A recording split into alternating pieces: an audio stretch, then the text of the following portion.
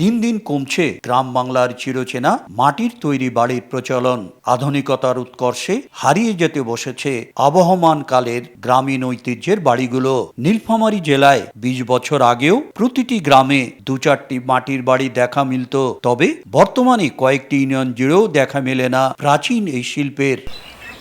গ্রামের সবুজে ঘেরা কোলাহলমুক্ত পরিবেশে নিঃশব্দে দাঁড়িয়ে থাকা এই স্বস্তির নীড়গুলো ছিল গরমে শীতল, শীতে উষ্ণ। দু একজন কারিগরকে সঙ্গে নিয়ে পরিবারের সবাই মিলে বাড়ি তৈরি করে ফেলত।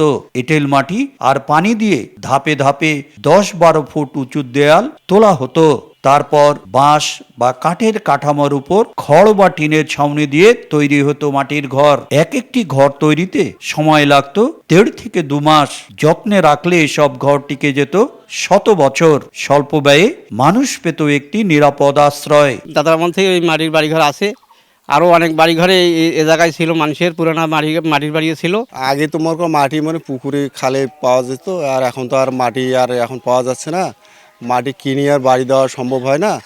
এখন ওই মাটির যে খরচটা পড়ে আর কিছু টাকা বেশি হলে ইটের বাড়িটা দেওয়া যায়। গরমের দিনও ঠান্ডা লাগে আর শীতের দিনও গরম লাগে।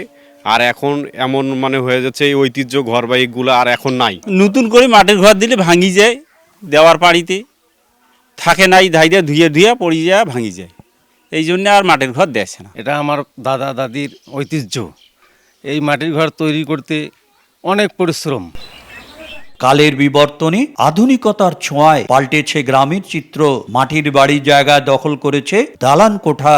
নিরাপত্তা, স্থায়িত্ব আর অর্থনৈতিক সচ্ছলতার টানে মানুষ ঝুঁকেছে পাকা বাড়ি নির্মাণে। মাটির ঘরের ঐতিহ্য নষ্ট হওয়ার অনেকগুলো কারণ আছে। প্রথমত, যে যৌথ পরিবার এটা ভেঙে গেছে।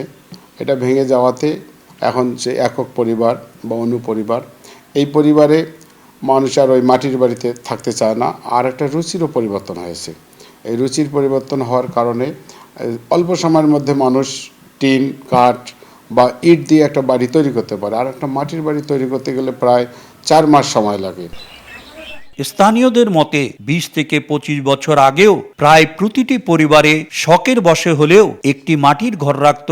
আজও কোথাও কোথাও টিকে আছে দাদার হাতে গড়া কিছু স্মৃতি। প্রখর রোদে দালান বাড়িতে যখন গরমে অস্থির, তখন মাটির ঘরই হয়ে ওঠে স্বস্তির আশ্রয়।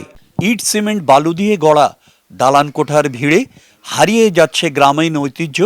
এই মাটির ঘরগুলো কালের সাক্ষী হয়ে আজও যে কয়েকটি টিকে আছে সেগুলো ধ্বংসের মুখে।